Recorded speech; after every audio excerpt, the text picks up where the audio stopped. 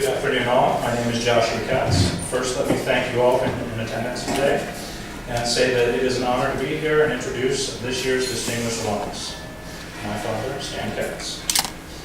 As a former student of the Academy, I know firsthand all the hard work and dedication it takes to succeed at such an elite institution. As the printing on our maroon and gray number 2 pencils reminded us daily, everything we did was in quest of the best. This year's honoree truly exemplifies the meaning of that phrase. His years at the Academy prepared him well for the challenges he would face in the Ivy League. Stan graduated summa cum laude from Yale University in 1954 and obtained his master's degree from Harvard Business School shortly thereafter. The example he set would motivate each of his children to attend and graduate from college themselves, even me. While at the Academy, Stan also excelled on the field of play. Earning varsity letters in both basketball and baseball, he still laments his abrupt ending to his once promising football career. It was the second game of his sophomore year, and I believe 1947, against a bitter rival Grandview, when he had to step up and take one for the team. As the story goes, Stan was on the receiving end of an illegal block from an opposing player, breaking his knee in the process. The result of the play was a penalty on the other team, nullifying a touchdown and keeping the losing margin to a respectable 66 points rather than the entire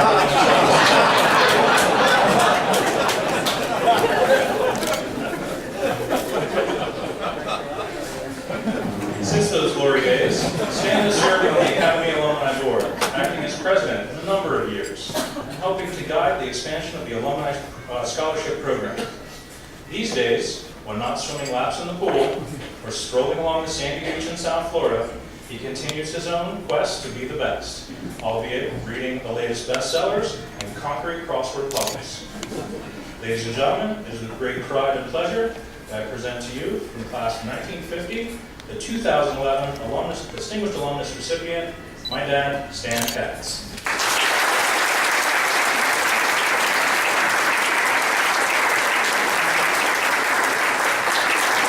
I congratulate Lou Schultz on his award today. I worked closely with Lou for several years when I chaired the Alumni Scholarship Award Committee. I hope that some of those recipients are here today as proud and successful graduates of the Columbus Academy. His reign as head of admissions enabled the Columbus Academy to achieve the best in their quest for highly qualified applicants.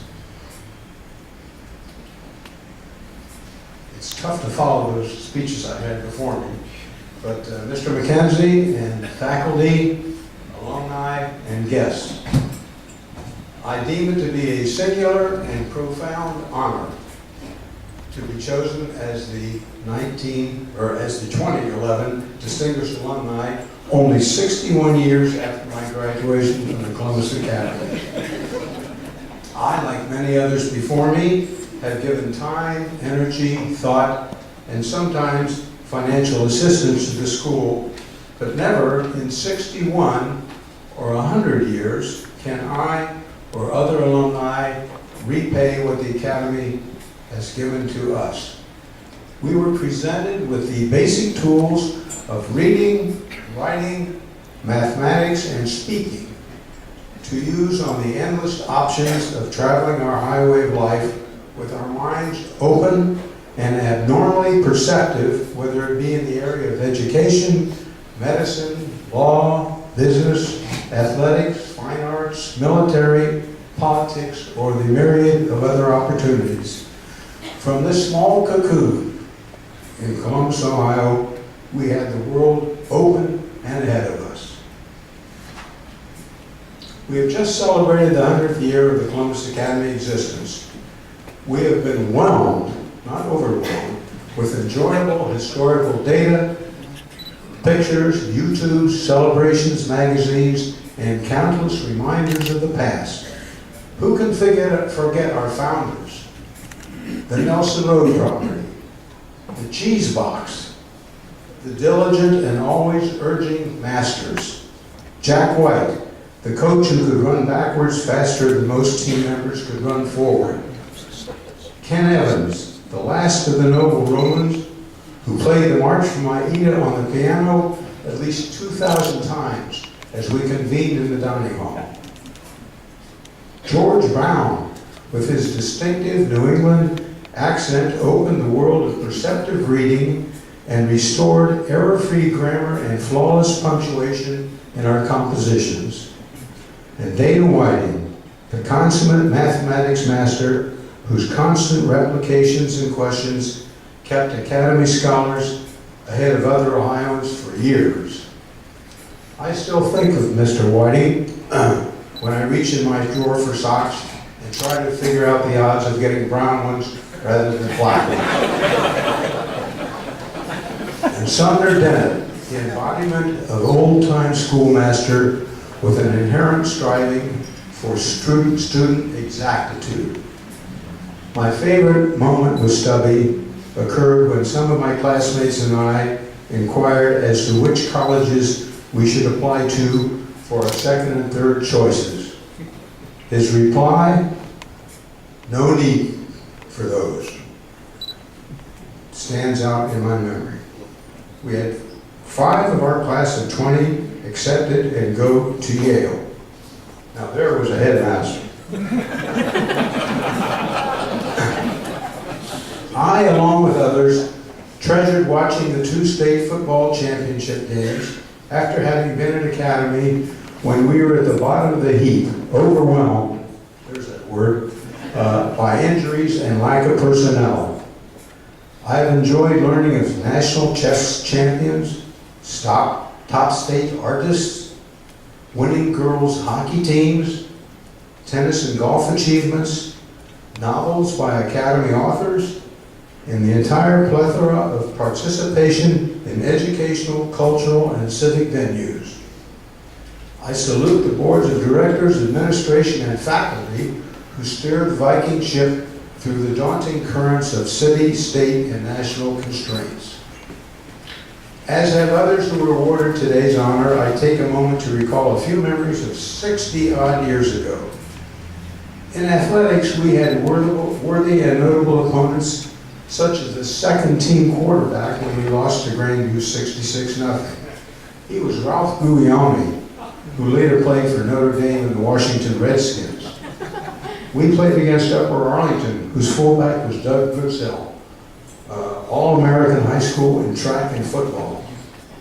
In basketball, our reserves ran relentlessly against a chubby blonde from Upper Arlington named Jack Nicholas. He was much more efficient with a smaller ball. Socially, we had weekly parties at homes of Academy, CSG, Bexley, and Arlington students, but we had no beer, no drugs, no liquor, just lots of soft drinks, hot dogs, and potato chips. Pizza was not a significant food at that time. Movies were our major source of entertainment, and even television was in its infancy. Cars were of a major interest. Since the Second World War had just ended, there were mainly pre-war cars for use in our carpools.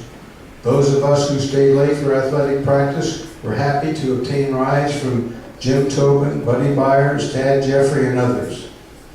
The highlight of our car history occurred when Jim Kobacker came to school in his new 1948 Nash, which featured a back seat which converted into a bed. Our school song, which we sang to hype us up before athletic contests, was "It Was Only an Old Beer Bottle." I'm sure a few of you here can sing that right now. Tuition was a frightening $600 a year. Most of the advertising in our yearbook, The Caravel, are no longer in business except for the funeral homes and some car dealers. Handheld calculators were priced at $75 or more and were forbidden in the classroom. But we were taught and we learned. The past is the past, and each of us in this room have heartwarming memories. But what of the future? We have just concluded 100 years of the Columbus Academy. Who in this room has made use of those well-honed Academy mental tools to take a look 100 years into the future, I urge you to give your imagination a vigorous workout. Are you ready for a visual face-to-face conversation on your cell phone with someone in Ulaanbaatar, Mongolia, who wants your cherry pie recipe and can translate their language to yours with a push of a button? That's happening now. Do you think our founders envisioned television, computers, nuclear power, faxes, iPads, cell phones, drones, Netflix, the cloud, the internet, and today's hot buttons and social networks such as Facebook, Twitter, and the like? Well, let's see how you and I envision the future. Will there still be geographic separation by political countries, or will we revert to tribal groupings such as Sunni, Kurds, Islamic, Africans, or Latinos? Will religious differences still be a global problem? Will automobiles still exist? Will they be human-operated or automated? Four wheels or airborne? What will clothing look like in 100 years? What material? Will there be male and female differentiation? What will people eat and drink? What will language be like? Chinese, Arabic, English, or indeed any verbal interchange at all after 100 years of texting and television? What about space? Will other planets or stars be inhabited by Earthlings, and for what reason? What will be our major power source? Nuclear, solar, coal and oil, wind, ocean wave energy, or other discoveries and inventions? What diseases will no longer be fatal or disabling? What new diseases will appear? Will man's age limit be increased to 125 years or more? When I was young, 72 years was an old age. I passed that. Will marriage still be a going institution? What will be the state of education? Books are quickly losing out to the computer, even as we speak. What will be the role of teachers? As you can see, there are many topics that can be brought up, and I urge you to put your minds to the future and let your imaginations go rampant as you go back to your daily activities today. What might you, as an individual, do to prepare for, change, or adjust to the future? Tonight, when you rest your head on your pillow, try to envision where you will be in 25 or 50 years, or in all probability at the Columbus Academy bicentennial celebration. Through all the coming years, I urge you to uphold and practice those qualities imparted to you at the Academy, including respect for the dignity of your fellow man, maintenance of ethical and moral standards, and beneficial use of your inherited and acquired resources.